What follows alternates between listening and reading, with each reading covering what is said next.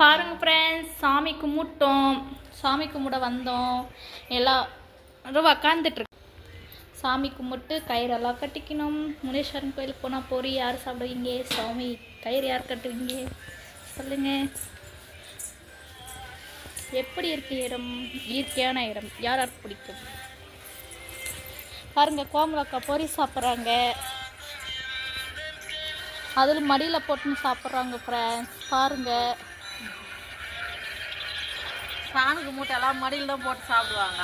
பொரிய அப்படியே வச்சுட்டு போவாங்க. யாருக்கு பொறி வேணும் ஃப்ரெண்ட்ஸ்?